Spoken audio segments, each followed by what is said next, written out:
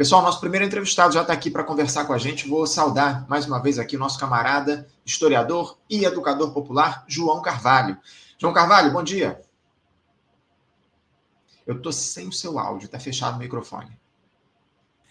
É porque eu tinha fechado para não fazer barulho enquanto você estava apresentando, né? Tô começando a internet agora, um dia eu aprendo. Tudo bem, querido? Tô ótimo, cara, tô ótimo. Que bom, cara, que bom que está recuperado. Teve um probleminha recentemente, felizmente você está pleno aqui para conversar com a gente. Agradeço muito você novamente estar aqui conosco.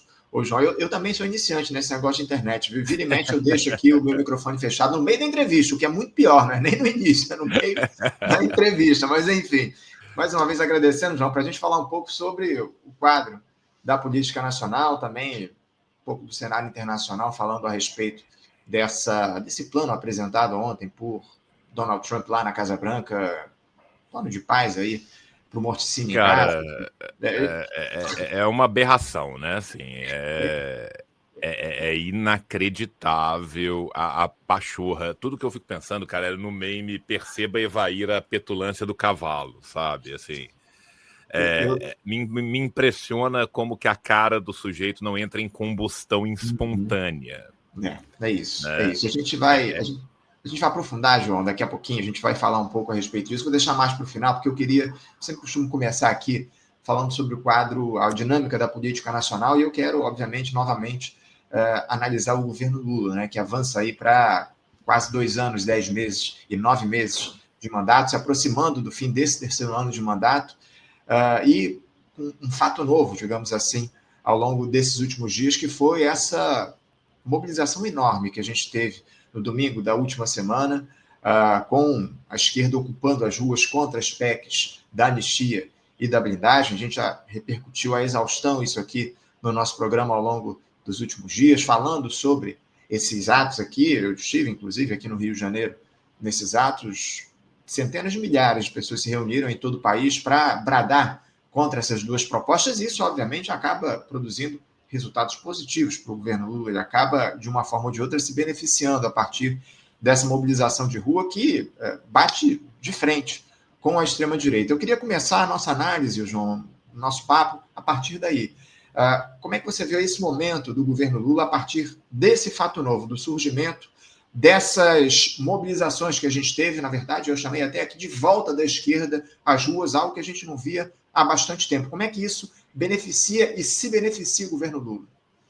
Não, beneficia muito. A questão é o que vai ser feito a partir disso e o que foi feito a partir disso. E isso aí são outras duas questões.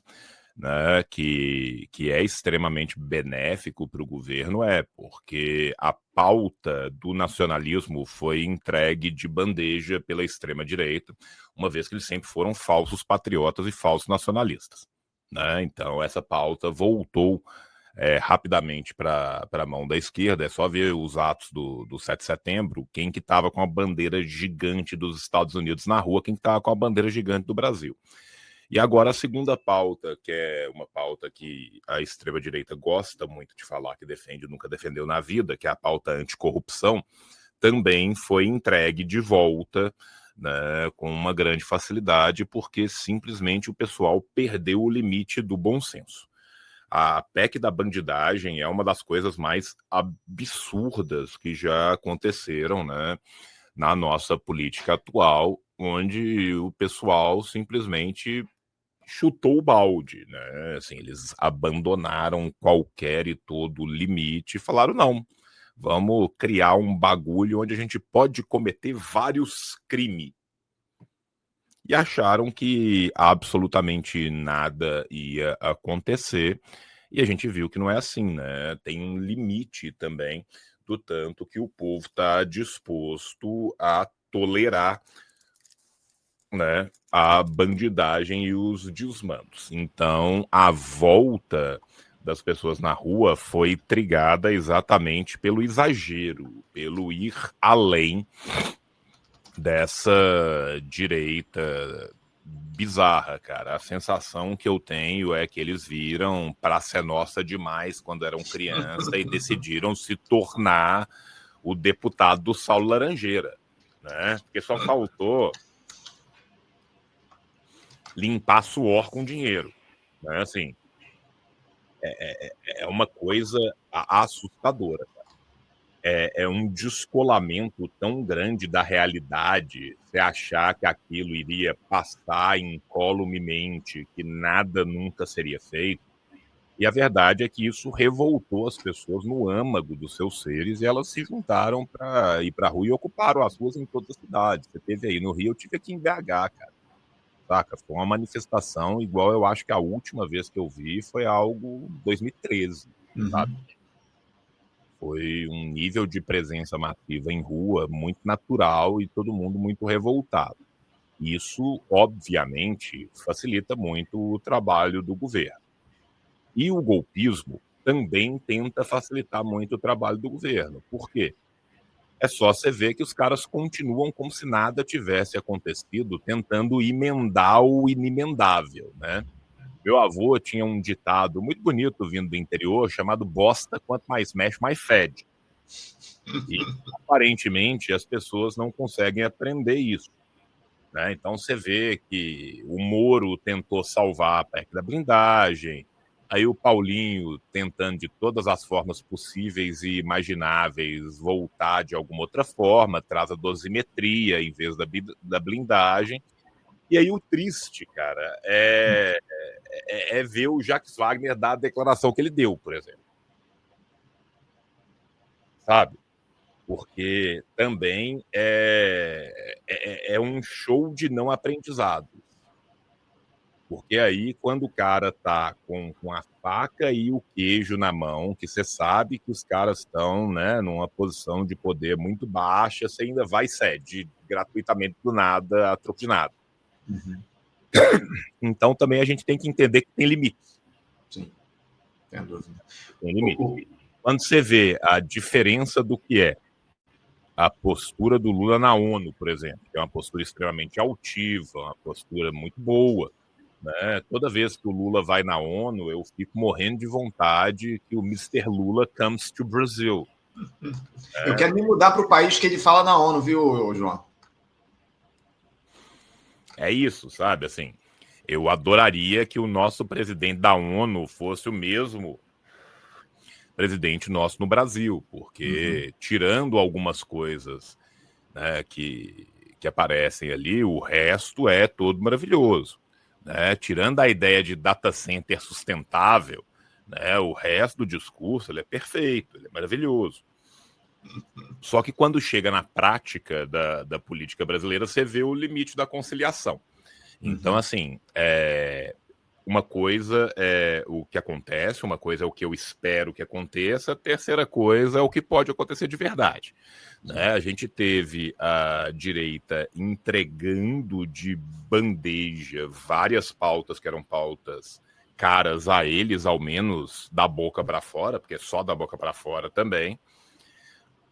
A questão é o que vai ser feito a posteriori a partir daí. Eu acho, sinceramente, que o governo está na hora de tensionar, está na hora de aproveitar, né, esse momento de mais força política para ir além e avançar em certos pontos. Vai acontecer? Às vezes eu me questiono quando eu vejo, por exemplo, o líder do governo falar uma bobagem dessa. Então, temos que ver cenas dos próximos capítulos aí, mas infelizmente o pessimismo da razão se depara com o otimismo da vontade, né? Não tenho dúvida. João, eu falando sobre os atos, aqui no Rio de Janeiro foi um negócio impressionante. Eu estava lá em Copacabana, tínhamos centenas de milhares de pessoas nas ruas, porque o que aconteceu, acima de tudo, foi que muita gente chegava e muita gente saía. Então, a gente tinha ali uma mudança de público ao longo das muitas horas de ato.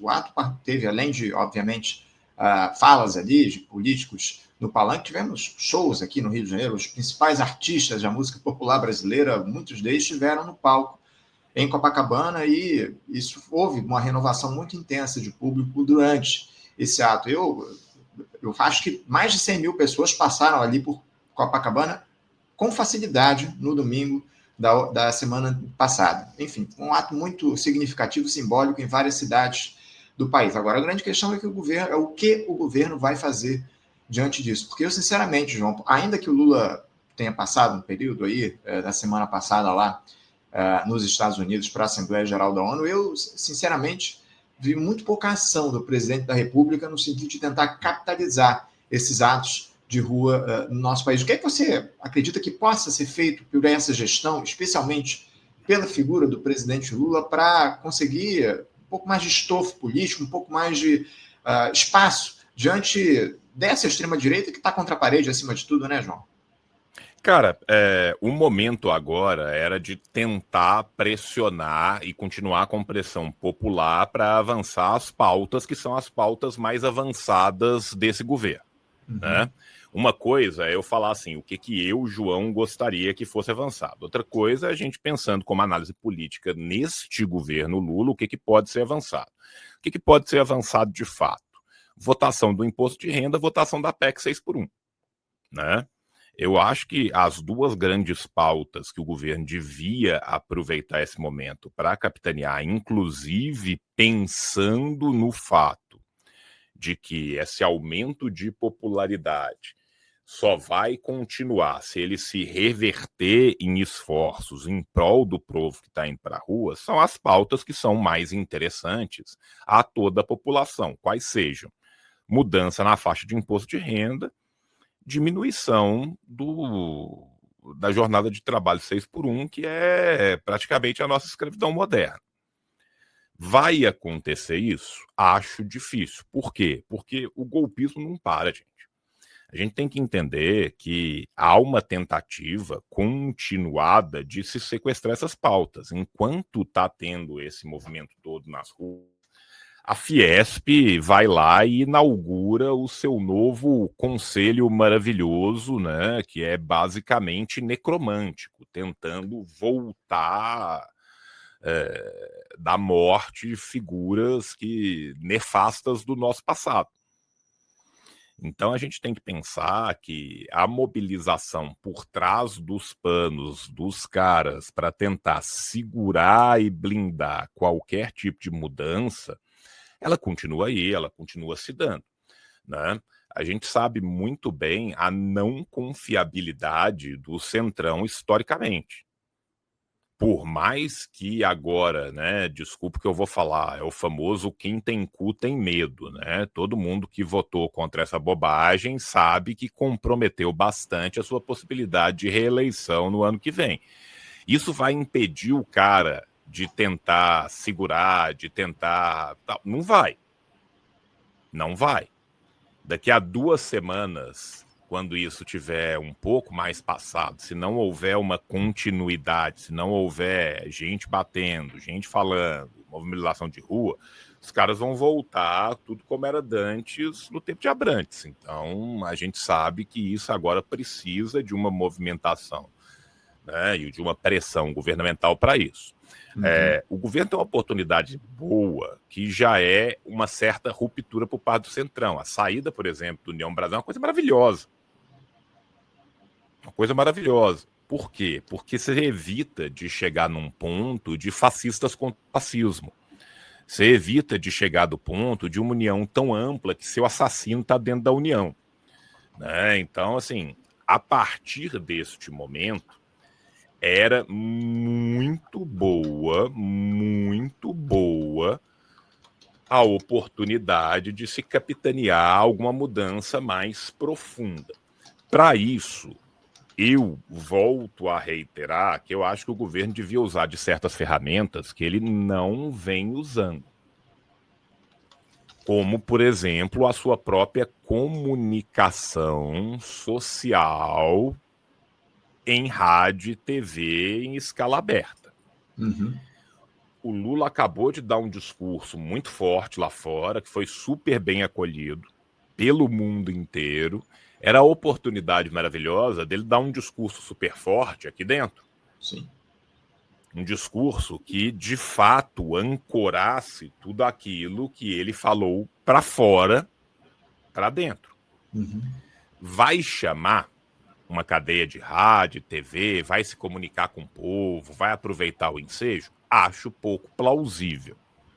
Se você for pensar que pese qualquer pesar de mobilização popular nas câmaras mais altas, né, a gente continua tendo uma dominância da extrema-direita, pese o que pesar, gente, os caras têm a maioria dos votos. Para isso reverter, isso só vai reverter com pressão popular. E o Renato está aqui, um beijo pro Renato, que está sempre aqui com a gente. Falou, pô, João, eu acho que você está otimista. Não estou otimista, não. Eu estou falando assim, adoraria que isso acontecesse. Não vai acontecer. Eu acho que vai acontecer exatamente o que o Renato está falando. Vai regionalizar as alianças. Ou seja, vai esperar isso arrefecer, vai passar 2, 3 semanas, vai fazer acordos espúrios e vai tentar se manter na política institucional de sempre. Uhum. Se não houver continuidade de mobilização popular, não vai ter mais pressão. Sim. E a gente viu muito claramente que mobilização popular e pressão é o que funciona, gente. Uhum.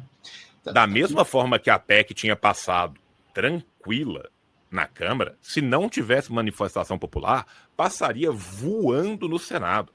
Uhum. Cara, eu não me lembro a última vez que a gente teve uma votação unânime no Senado brasileiro. 26 votos a 0 na CCJ, né? Sim. É a coisa mais rara do planeta, cara. Uma votação unânime. Por que teve uma votação unânime? Porque ninguém quer ter o nome atrelado a essa merda. É isso. O recado das ruas, né? Acima de tudo, o recado das ruas a partir dessas mobilizações que a gente teve. João, daqui a pouquinho a gente vai falar, você citou o União Brasil, a gente vai avançar no diálogo sobre o Centrão. Ontem, aliás, Tarcísio de Freitas, governador de São Paulo, se encontrou com o Jair Bolsonaro lá na prisão domiciliar que ele cumpre lá em Brasília. Enfim, a gente vai falar um pouco a respeito disso. Agora, João, voltando a falar sobre a institucionalidade, depois desses atos que a gente teve, parece que o Congresso, especialmente a Câmara dos Deputados, quer avançar em uma pauta positiva. O próprio Hugo Mota, presidente da Casa, tem falado a respeito disso ao longo dos últimos tempos, porque obviamente sentiram... De uma disfarçatez sem fim, né? De uma disfarçatez sem fim, né? O Hugo Mota usar o termo pautas tóxicas, cara, eu falei, meu Deus, cara, a que ponto nós chegamos, viu? Enfim, é o poste urinando no cachorro. Mas, enfim, João, fato é que eles querem tirar as pautas tóxicas do caminho e tratarem de temas mais positivos para o Congresso Nacional, em especial para melhorar a percepção popular em relação à Câmara dos Deputados depois da aprovação dessa PEC da blindagem. Parece que o tema da anistia foi meio que escanteado, deixado de lado nesse momento, ainda que existam conversas, enfim, diálogos a respeito desse tema. A anistia que virou dosimetria, por mais que haja resistência de uma ala bolsonarista lá na Câmara. A gente vai tratar disso. Mas o fato é que amanhã, ao que tudo indica, a Câmara dos Deputados deve votar aquela isenção do imposto de renda para quem ganha até R$5 mil. Um texto que foi aprovado no Senado na última semana, também à esteira desses atos, né? O Senado recuperou um texto que estava lá encostado, se não me engano, desde 23 ou 19, eu não lembro exatamente o texto, qual o tempo, mas é um texto que estava encostado por lá.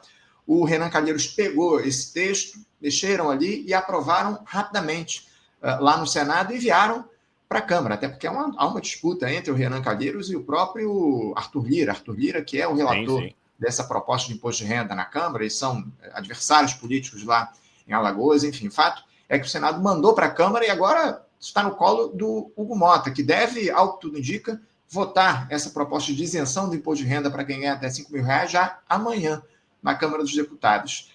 Eu queria saber de você o que é que a gente pode esperar dessa análise, dessa votação. Os deputados vão aprovar essa matéria, que é fundamental para a gente, pelo menos, começar a reduzir minimamente esse abismo tributário que há no nosso país, enfim. E principalmente, como é que fica a situação da Câmara e especialmente do Hugo Mota diante dessa mobilização de povo indo às ruas mostrando que realmente é importante para o país? Cara, é aquele coisa, né? Às vezes se dão os anéis para não se perder os dedos, se dão os dedos para não se perder a mão. É exatamente isso que a gente está vendo aqui agora. né? Não é que subrepeticiamente, na madrugada, a Câmara decidiu preocupar-se com o povo, decidiu ter uma grande, sabe, assim, o que o povo brasileiro está precisando, como que nós, representantes do povo brasileiro, podemos, de fato, levar ao cabo a nossa missão precípua. Não é nada disso, né? Obviamente, os caras estão querendo passar uma medida que eles sabem que vai ser muito bem recebida, precisamente para tentar se livrar da pecha de ter votado a medida mais brutalmente corrupta dos últimos 25 anos e tentar fingir que aquilo não esqueceu. Nesse momento, cara, eu me lembro muito do Hermes e Renato. É o momento La Greca. Os caras cagaram na parede, saíram e falaram com o tempo passa, sabe? E agora eles estão tentando colocar algo em cima para ver se a galera não olha, né? É muito aquele rolê de tentar tampar a água com um band-aid, sabe? Uhum. Assim, é muito bom que isso passe? Por quê? Porque faz diferença para muita gente. Faz diferença para muita gente. Poderia ser algo mais avançado do que isso? Sempre poderia. Sempre poderia, né? A gente pode pensar que, para além disso, a gente tem muito mais problemas nas nossas estruturas de imposto do que simplesmente essa taxação nessa faixa. A gente poderia avançar com um pacote ainda maior. Tem capilaridade política hoje o governo para avançar com isso? Duvido muito. Duvido muito, tá? Então, aproveitar desse momento para passar isso vai ser bom para as pessoas. Por quê? Porque a esmagadora maioria das pessoas, cara, tá nessa faixa de ganhos. Nós temos uma base de salarial onde 50% das pessoas que estão empregadas estão ganhando até 2 salários mínimos. Uhum. Isso vai fazer uma diferença brutal na vida dessas pessoas. Isso vai fazer uma diferença brutal também para uma classe média que às vezes está comendo feijão e arrotando caviar, que é uma outra coisa que também é interessante para o governo. Aí pensando só na política real, não pensando aqui, né, naquilo que a gente acha que poderia avançar. Eu acho que os deputados vão abraçar, tá, de coração,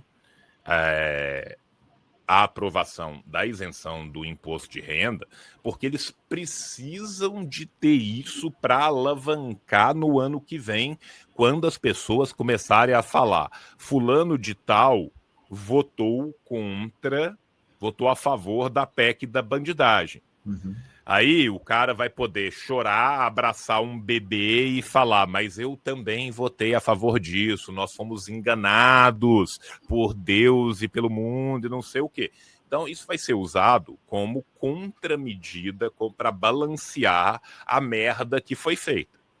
Nesse sentido, eu acho que nunca teve uma oportunidade tão grande de passar tão rápido como vai ter agora. Os únicos que provavelmente não vão votar a favor vão ser aqueles que vão apostar tudo no discurso mais bolsonarista biruleibe possível de tentar justificar o injustificável.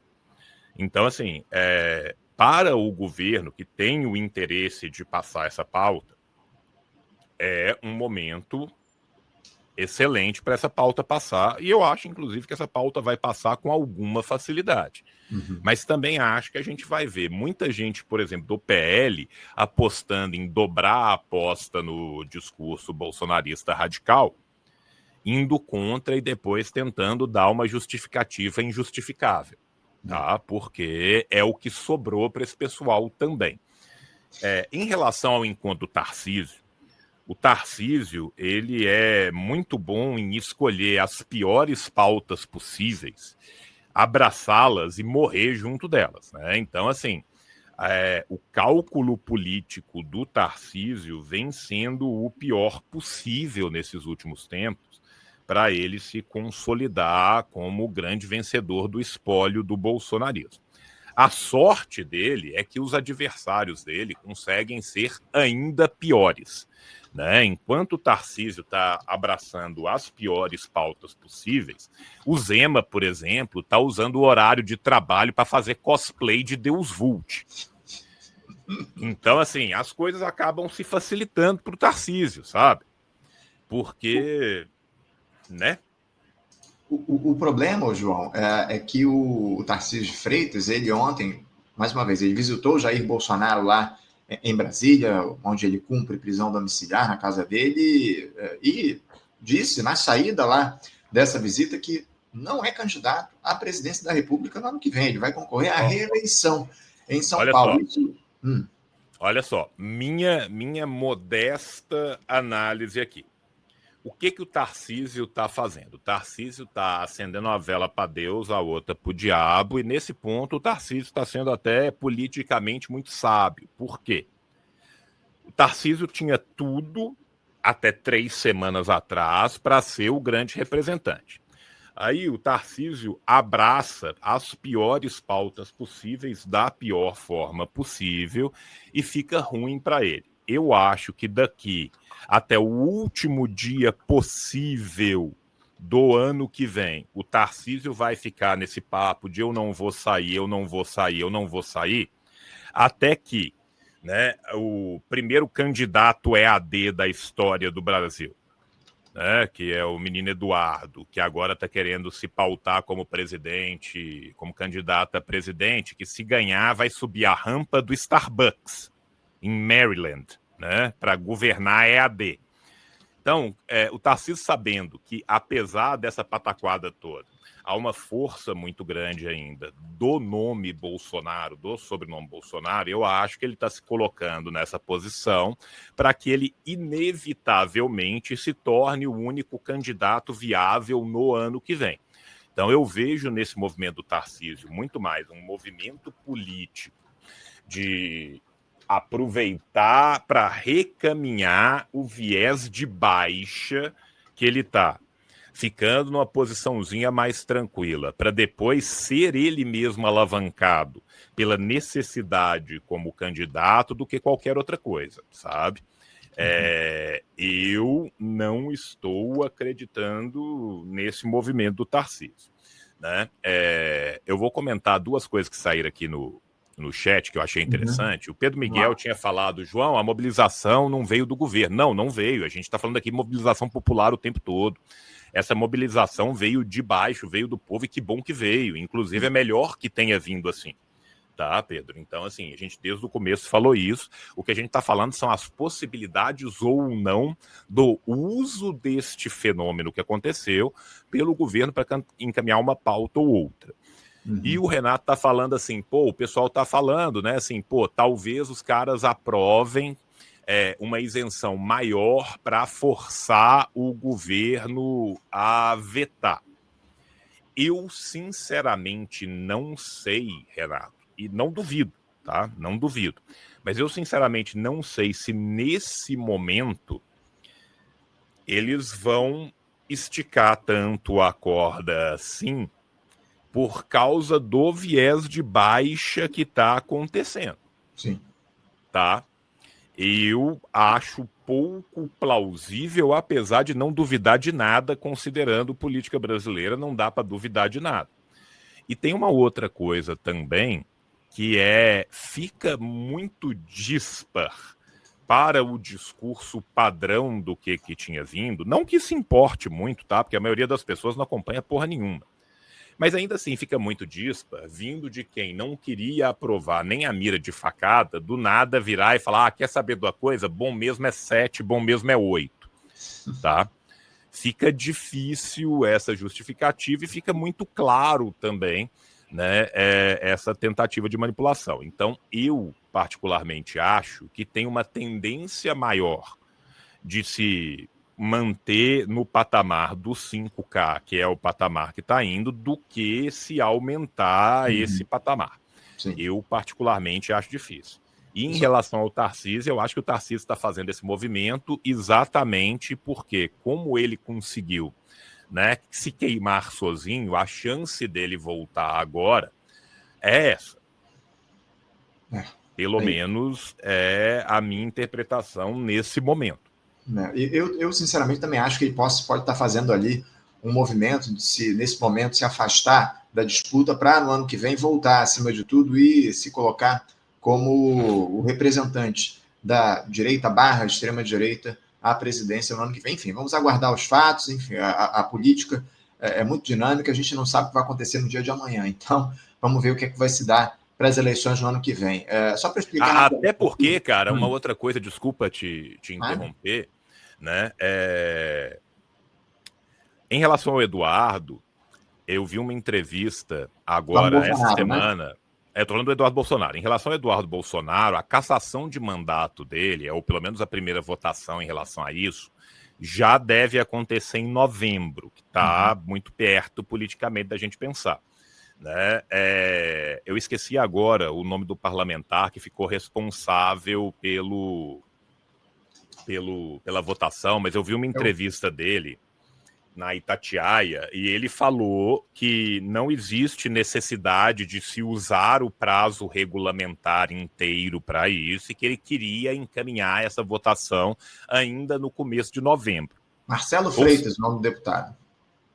Tá? Então, do que eu ouvi da entrevista dele, ele disse que ele não vai usar o prazo regulamentar inteiro que ele teria para pautar isso, e que ele pretendia fazer essa votação já no começo de novembro.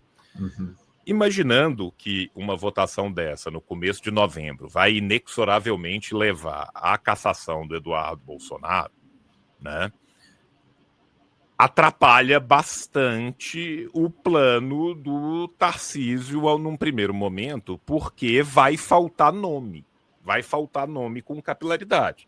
Então, a chance da gente ver, ainda antes do final do ano, o nome do Tarcísio voltar a ser ventilado como o único nome plausível dentro da extrema-direita para isso é muito grande. E eu, sinceramente, duvido que o Tarcísio vai deixar o Zema, por exemplo, aproveitar esse ensejo para catapultar o nome dele. Então, eu acho que a gente vai ver rapidamente, em novembro, em dezembro, a antecipação do que eu acredito que seja o plano do Tarcísio. Eu acredito que o plano do Tarcísio seria levar isso mais longe possível, tá? Para que ele fosse naturalmente subido a essa posição, e ele chegasse naquela posição de, olha, eu queria mesmo demais, muito, era disputar de novo o governo do São Paulo, mas como me foi pedido e tal. É isso que eu acho que o Tarcísio estava planejando aqui. E eu, sinceramente, acho que isso não vai ter tempo útil para acontecer. Tá? Duas coisinhas rápidas aqui. Primeiro, o relator do processo de cassação do deputado Eduardo Bolsonaro lá no Conselho de Ética é o delegado, como eu citei aqui, o delegado Marcelo Freitas, do União Brasil. Cara aliadíssimo ao bolsonarismo, gravou vídeo, inclusive, com o Eduardo Bolsonaro algum tempo atrás, enfim, exaltando a família Bolsonaro. Vamos ver o que vai sair desse texto lá, mas o fato é que dificilmente o Eduardo Bolsonaro se livra dessa cassação diante do que a gente tem, do que está colocado, enfim, das inúmeras... Cara, quando o navio começa a afundar, quem pula primeiro são os ratos. Então, dado este longo histórico, eu não acho que ninguém vai abraçar muito a partir de um certo momento, não. Eu acho que vai acontecer algo semelhante ao que aconteceu com a própria Carla Zambelli, que também foi abandonada pelo bolsonarismo ao longo dos últimos tempos, depois daquela loucura dela correr atrás de um militante armada nas ruas antes das eleições, enfim. De toda forma, vamos aguardar os próximos capítulos. E outra questão que eu queria rapidamente trazer aqui para os nossos espectadores, a gente falou lá de uma proposta mais avançada em relação à isenção do imposto de renda, isso porque a oposição bolsonarista falava, durante essa discussão um tempo atrás, da possibilidade de se colocar em discussão uma proposta para isenção do imposto de renda até R$10 mil, enfim, valor que ficaria inviável para o governo sustentar se não houvesse uma compensação, obviamente, taxando os grandes lucros e dividendos aqui no nosso país, taxando o andar de cima, algo que não deve acontecer nessa medida, para quem ganha até R$1.000, para justificar a isenção do imposto de renda para quem ganha até R$10 mil.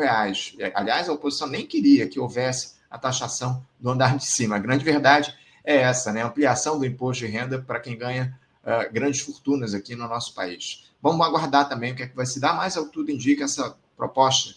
Assim, o que eu acho é o seguinte: para você fazer essa modificação, você abre a modificações. Esse que é o problema aqui, tá?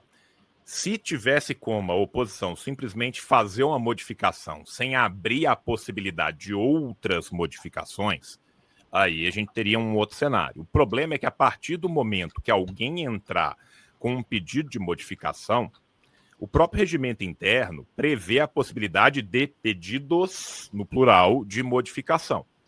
E aí, se jogar essa, alguém obviamente vai jogar a taxação para cima. E aí vai ficar estranho, vai ficar muito ruim para a própria oposição ao governo se ela jogar isso e depois ela começar a falar, ah, não, mas aí não, mas aí não, mas aí não.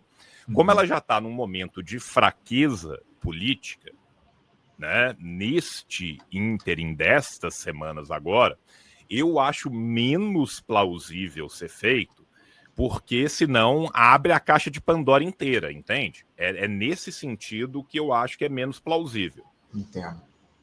Ô, João, eu queria, falei ainda há pouco que a gente ia tratar de Centrão aqui no nosso programa, antes de a gente entrar na questão lá da proposta do Trump, você acha que a extrema-direita ela tem força para disputar as eleições de 2026 em condições de ganhar, de levar a presidência da República? Eu acho, acima de tudo, que o fiel da balança é o Centrão, esses partidos aí, onde eles observam a maior expectativa de poder, eles vão e se aliam. A jornalista Heloísa Vilela esteve aqui comigo ontem no programa e disse que esses partidos vão acabar se voltando para a candidatura do Lula no ano que vem, inclusive o próprio União Brasil. O presidente do PT, o Edinho Silva, defende que o União Brasil seja atraído de volta para a chapa do presidente Lula no ano que vem. Dá para acreditar nisso diante desse histórico do petista, que a gente vai ter uma aliança, incluindo novamente os partidos do Centrão? Você acha que o Lula vai tentar atrair novamente essa direita, que é chamada de Centrão, para a chapa do ano que vem? Cara, eu acho que vai pelo seguinte: se a gente for pensar na última eleição, o grande vencedor das últimas eleições no Brasil foi o Kassab. Né? Se a gente for pensar assim, as eleições de meio termo, as eleições que a gente teve há quase 2 anos atrás, né? O grande vencedor ali foi o PSD e foi o Kassab. Foi o partido que mais cresceu, foi o partido que mais se consolidou, com os grandes perdedores dentro do espectro político burguês, tendo sido o PT e o PL, tá? Que deram uma arrefecida muito grande.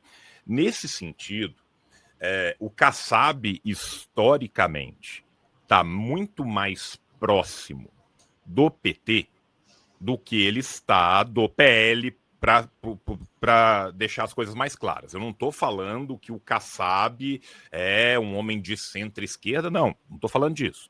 Mas estou falando que o tipo de aliança que o Kassab faz é muito mais historicamente aos partidos que mantêm o organograma jurídico pós-88 do que aos partidos que tentam romper com esse mesmo organograma.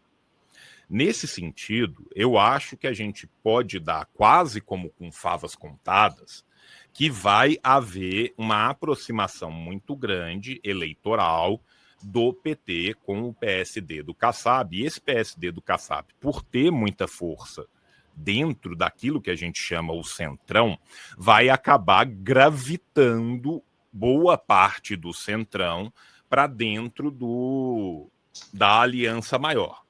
Isso não significa que não vão ter elementos dentro desses partidos que vão ir para a direita ou para a extrema-direita. Mas eu acho que a grande maioria desses elementos vai acabar gravitando em torno do governo, ainda mais neste momento que a gente está vendo, aonde a possibilidade de vitória do governo é maior. Né? A gente viu a prisão do Bolsonaro, a gente está vendo o Eduardo cometendo uma série de crimes contra a soberania brasileira de fora do Brasil. A gente está vendo uma reação da população em prol da soberania brasileira muito grande. A gente teve uma pesquisa há menos de um mês atrás que pela primeira vez na história desse país, nunca antes na história desse país, a gente tem uma percepção popular da China mais positiva do que a dos Estados Unidos. Sim. A gente tem a pauta da soberania brasileira como uma pauta que une indivíduos que se colocam à direita e à esquerda do espectro. Uhum. Nesse sentido, o cálculo político de quem está no centrão é sempre quem vai ganhar, porque eu preciso de estar perto de quem vai ganhar para eu ter acesso às verbas e aos cargos. Esse é o cálculo político dos caras. O governo vem num viés de crescimento, o governo vem com pautas que são permeativas, tanto do espectro à direita quanto à esquerda, pensando dentro desse organograma burguês de política. O governo tem a máquina do próprio governo a seu favor. Vamos lembrar que o Bolsonaro foi o único que conseguiu perder a reeleição com a máquina do governo a seu favor. Então, a tendência deste governo de ganhar as próximas eleições é muito grande. Eu acredito que políticos que sempre fazem a aposta pelo lado que tem mais chance de ganhar não vão buscar uma ruptura, a não ser que nos próximos meses a gente tenha fenômenos bizarros acontecendo. Mantendo-se esse padrão do que está acontecendo, eu acredito que a tendência do Kassab, do grupo do PSD, vai ser gravitar em relação ao PT e isso vai trazer boa parte do centro junto com ele. Uhum. Concordo com o Renato que as coligações estaduais, municipais, que vão ser feitas na política do dia a dia, nessa pequena política pelo Brasil todo, vão ser exatamente para atrair essas pessoas, como vem sendo o padrão do PT, não é de hoje. Né? Nós estamos falando de um longo padrão político, de longa duração, de tentar esses acordos. Então, não me parece que isso será diferente. E, nesse sentido, toda a bravata, toda a fala que é feita às vezes, tal, é muito mais para poder negociar esses acordos em uma condição mais favorável do que propriamente para uma ruptura. Uhum. Até porque, se você for pensar os grandes nomes que sobraram, né, um está vestido de cavaleiro medieval e o outro está abraçando as piores causas possíveis, mais antipopulares possíveis, dia sim e dia também. Uhum. João, com um detalhe, né? Ano que vem, ao que tudo indica, o governo deve abrir o cofre para conseguir espaço na disputa política. E esses partidos... Como sempre o faz. Sempre todo governo faz. Em ano de eleição, abre o cofre justamente para ter maior capacidade de conquistar votos. E o Centrão, obviamente, vai querer se aproveitar desses recursos que o governo vai colocar enfim, no cenário da política nacional. João, para a gente... Eu quero já avançar aqui no último tema, mas talvez até o que eu chamei a atenção aqui na divulgação do nosso papo, relacionado a esse plano alinhavado ontem, apresentado, na verdade, pelo Donald Trump, com a presença do Benjamin Netanyahu no encontro que estiveram lá na Casa Branca, nos Estados Unidos. Plano para encerrar o morticínio lá no Oriente Médio. Segundo o que chama de plano abrangente, como foi classificado pela Casa Branca, abre aspas, Gaza será uma zona desradicalizada, livre do terrorismo e que não representará ameaça a seus vizinhos. E será reconstruída em benefício de seu povo, que já sofreu mais do que o suficiente. Fecha aspas. Isso está no documento lá. É muito bom que é só Gaza, né? É só Gaza. Né? Só Gaza. Gaza vai ser uma zona desmilitarizada e desradicalizada. Israel, não. Exato. Né? Esse é o detalhe. E assim, para mim, cara, o que fala o que é de verdade esse plano é o ponto 11 que eu vou me permitir ler aqui. Tá? Vamos lá. Ponto 11. Será estabelecida uma zona econômica especial com taxas preferenciais e taxas de acesso a negociar com os países participantes. Isso aqui, meu irmão, a gente volta no Zbigniew Brzezinski, tá? E se a gente quiser voltar mais, a gente volta no general Pilsudski. O que acontece? Balcanização. Balcanização é um processo que foi chamado de balcanização por causa dos Balcãs, por causa da quebra da Iugoslávia, mas ele é um processo histórico muito anterior a esse. A primeira tentativa que se fez, entre muitas aspas, de balcanização foi pelo próprio general Pilsudski, que comandou a Polônia fascista na década de 20, na Guerra Civil da Rússia. O que o general Pilsudski fazia? Ele atacava um ponto e quando o Exército Vermelho ia defender aquele ponto, ele atacava um segundo ponto em pinça, criando na periferia daquele lugar a ser defendido vários pontos de ataque. Você não conseguia. Para quê? Para tentar criar pequenos bolsões independentes, naqueles bolsões eles terem influência. O Zbigniew Brzezinski, que veio muito tempo depois, ali na década de 60, década de 70, ele era um agente do governo americano, que era de origem polonesa, e ele conhecia muito bem o general Pilsudski. Então, ele vai organizar essa ideia de balcanização, que é exatamente você tentar pulverizar uma região no sentido de conseguir transformar aquela região em pequenos bolsões que você consegue tomar aqueles bolsões e praticar qualquer política que você quer ali. O Trump deu declaração atrás de declaração que ele ia transformar Gaza num resort de golfe, que ele ia transformar Gaza nisso, que eles iam tomar, que eles iam fazer, que eles iam acontecer. E aí, subrepeticiamente, na madrugada, depois do discurso mais esvaziado da ONU de todos os tempos, que foi o discurso do genocida que preside Israel, vamos lembrar que todo mundo ali se levantou, deu as costas e foi embora, aparece este plano para tentar salvar, né, a figura de Israel, que no mundo inteiro, né, passou de todos os limites do aceitável e foi abandonado. Vamos lembrar, gente, que Israel foi abandonado pela França, pela Espanha, por boa parte, né, dos próprios países centrais do capitalismo, e o Trump está tentando salvar esse grande investimento americano no Oriente Médio. Quando ele fala no ponto 11 de criar uma zona econômica especial, o que ele está falando? Ele está falando, já que a gente perdeu todo o apoio de tratorar e terraplanar a Palestina inteira e vai ter que aceitar, vamos pelo menos tentar ganhar o máximo de dinheiro possível aqui.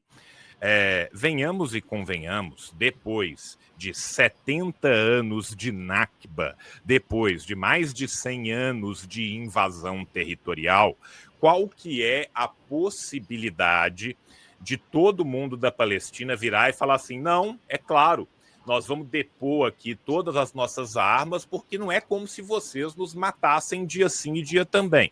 Nenhuma, absolutamente nenhuma.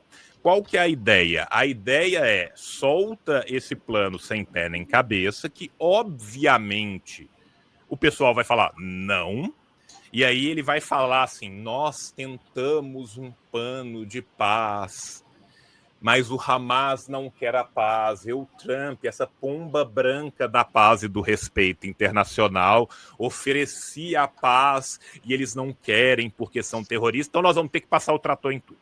Uhum. Porque, assim, venhamos e convenhamos, é um plano completamente absurdo. Sim. Completamente absurdo. Sabe? É você imaginar um plano... sabe, assim, os Sudetos vão ser completamente desmilitarizados e os nazistas vão ser os responsáveis pela reconstrução e vão ter uma zona econômica exclusiva, sabe? É um negócio inacreditável, o João. Eu trouxe aqui alguns detalhes desse plano. Um desses pontos, você citou o ponto 11, um desses pontos diz que o próprio Donald Trump, presidente dos Estados Unidos, vai assumir a liderança de um comitê de transição de governo no enclave, até que a autoridade palestina assuma o controle. Detalhe, que a autoridade palestina é controlada pelo Fatah, o principal adversário político do Hamas hoje, lá na Palestina. Sim. Isso precisa ser registrado nesse momento.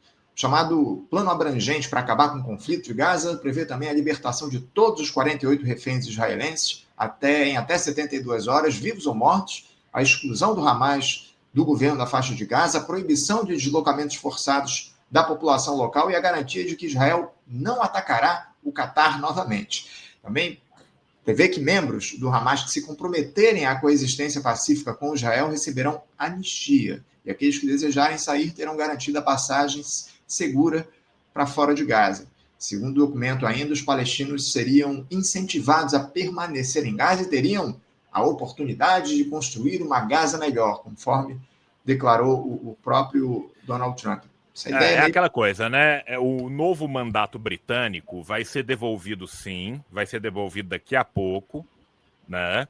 Tudo que eles querem é pegar um lugar que já não tem mais nada e entupi-lo de dívidas de reconstrução. É só isso que eles querem, gente. Tá? Sim.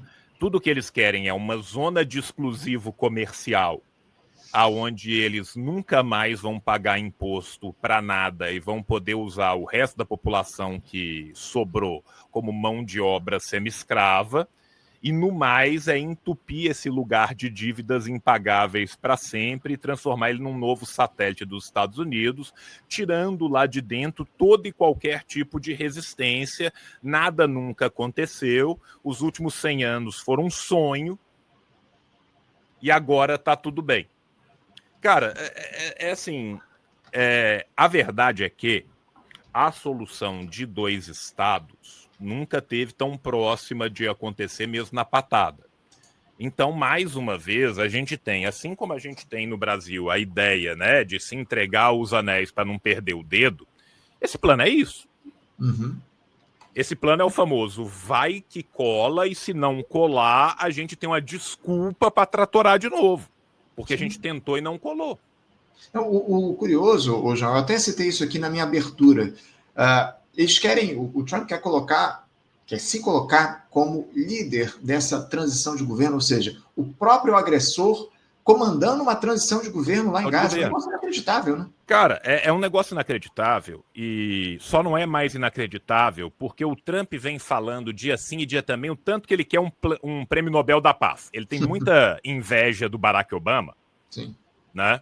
Então, que conseguiu o prêmio Nobel da Paz matando criança com drone, e ele fala assim, porra, por que eu que matei um tanto de criança também indiretamente lá na Palestina não posso ter o meu próprio prêmio Nobel da Paz?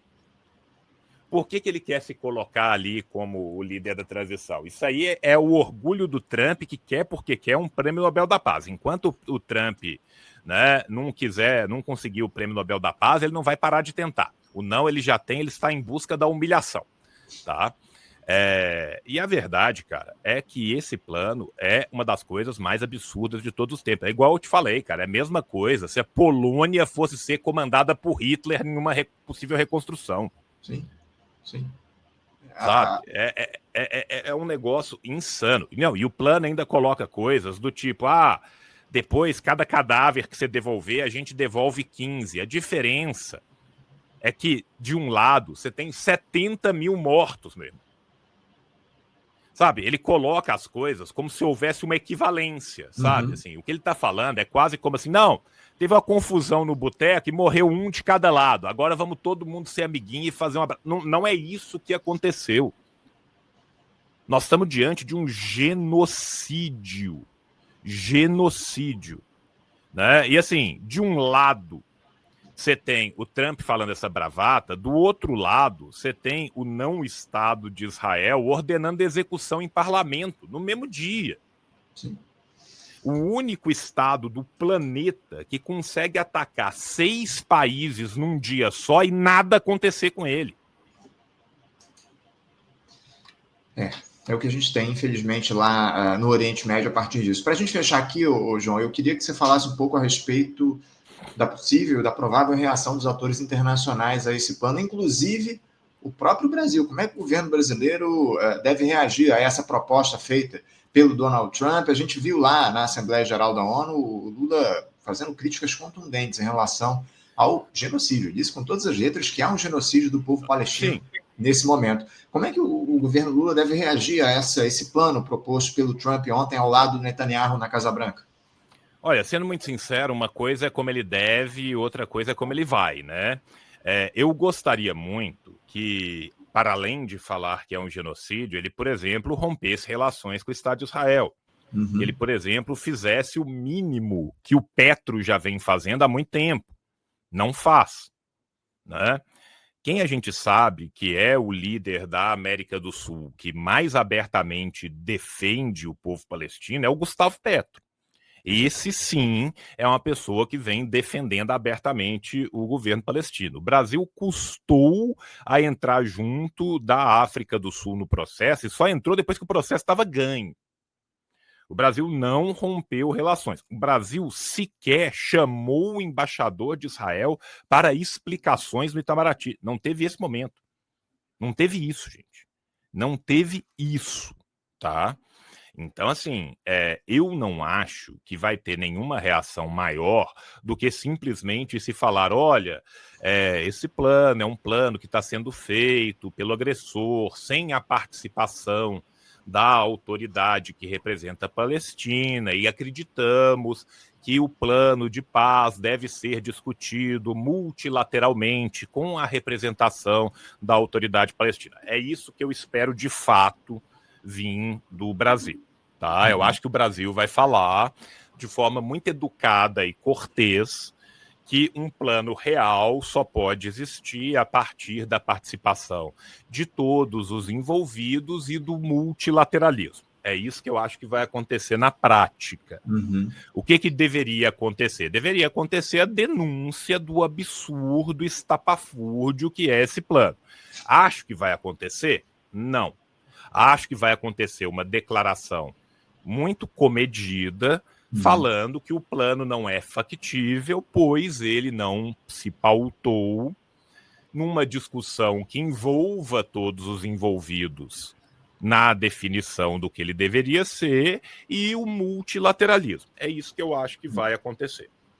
Tá? Vamos ver aí o que é que vem do Itamaraty ao longo dos próximos dias, também se o presidente Lula vai se colocar de maneira oficial em relação a esse plano. Agora, o fato é que a gente precisa registrar, como você mesmo colocou mais uma vez aqui, o absurdo total desse planejamento produzido pelo Donald Trump com o apoio do Benjamin Netanyahu em busca da paz, ou pelo menos do cessar-fogo lá no morticínio em Gaza. João, eu quero agradecer demais a tua presença aqui, viu, camarada? Obrigado mais uma vez por você novamente. Meu querido, você sabe que para mim é uma alegria, para mim é uma honra estar aqui, né? Sempre que eu posso, eu tô. Te agradeço pelo convite, que eu sei que é permanente, né? E até a próxima, porque eu sei que daqui a pouco nós estamos voltando aí.